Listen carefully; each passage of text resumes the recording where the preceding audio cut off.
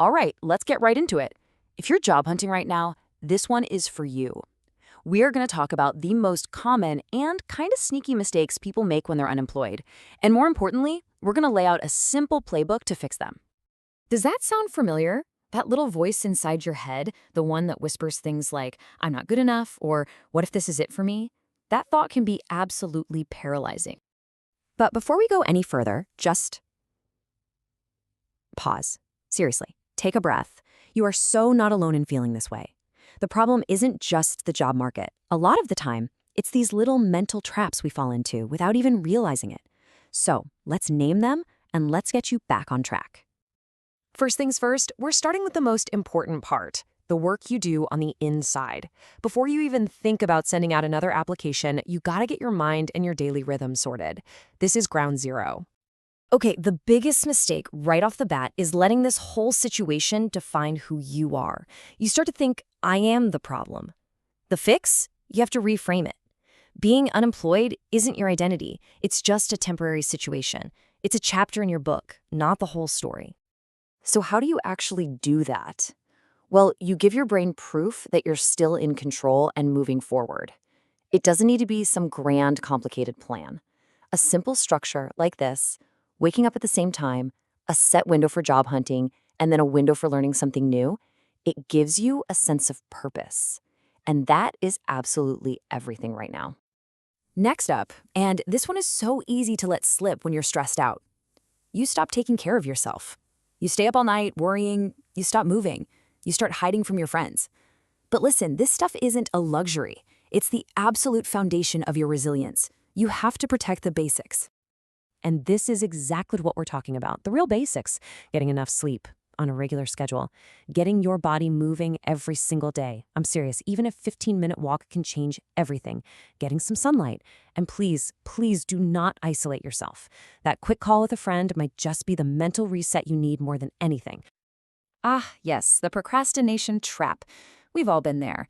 Without the structure of a job, it's so easy to just say, I'll get to it tomorrow, and then spend the day scrolling or binge watching something. The fix isn't to be perfect. It's to build momentum. Just do one small thing. Start small, but you have to start now. Okay, with our mindset reset, let's switch gears and get tactical. This is the nitty-gritty, the modern playbook for how you should actually be applying for jobs. It feels really productive to sit there and apply for jobs from 9 to 5, right?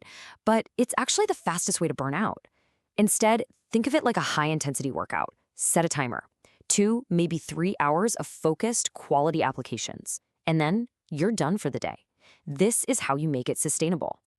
Now this number. I know it can look intimidating, but it's not here to scare you, I promise. It's here to reset your expectations. In today's market, you just have to send out a lot more applications. It's a numbers game. It is not, and I repeat, not a reflection of your worth as a person. Okay, if you only fix one thing after watching this, please let it be this one. Sending the same generic resume out to everyone is like trying to open every door with the same key. It's just not going to work. You absolutely, 100%, have to tailor your resume for every single role. So how do you do that? It's simple, really. You read the job description, pull out their keywords, and make sure those words are in your resume. You move the skills and projects that match what they're looking for right to the top. And you have to remember, your first reader isn't a person. It's an AI screening tool. You have to learn to speak its language to even get through the first gate. Just hitting apply on LinkedIn or Indeed and then waiting by the phone, that's a passive strategy. It's like buying a lottery ticket and just hoping they call your number. You have to be proactive. You got to get out there and network with intention. And this is such a small but powerful shift in how you do that. When you talk to people, change your phrasing. I need a job sounds a little desperate and it puts all the pressure on the other person. But saying, I'm exploring new opportunities invites a conversation. It makes you sound like a pro who's in control. It's a total game changer. A lot of us avoid prepping for interviews because, honestly, it brings up all our fears of rejection. But winging it is a recipe for anxiety. Here's the thing. The goal of preparing isn't to have some perfect robotic answer. It's the opposite. It's to build your confidence so that the real, authentic you can actually show up in the interview. So let's do a quick pop quiz right now. The classic opener. Tell me about yourself. Do you have a solid 60-second story about who you are and what you do? Okay, next up. Why this job? Why us? They want to know you've actually thought about it. Can you connect your skills and what you're passionate about directly to what this company is doing? And of course, the old classic, strengths and weaknesses. Can you talk about what you're great at with confidence and what you're working on with some self-awareness? Just practicing these three out loud, even to your dog, will dramatically lower your anxiety. Trust me. All right, for our last section, let's zoom all the way out. Because the job search, as important as it is, cannot be your entire world. We have to think beyond the applications. This is a really dangerous trap. When your entire day is about job hunting, your whole sense of self-worth gets tied to whether or not you get an email back. The fix is to consciously add other meaningful things back into your life, to diversify your identity. And here are some really powerful ways to do that. Take a course. Schedule calls with people in your field just to learn, not to ask for a job. Volunteer. Start that little side project you've been thinking about. These things are crucial because they remind you that you are a learner, a helper, a creator. You are a capable and valuable person, no matter what your employment status is. Look, don't let the idea of the perfect job paralyze you.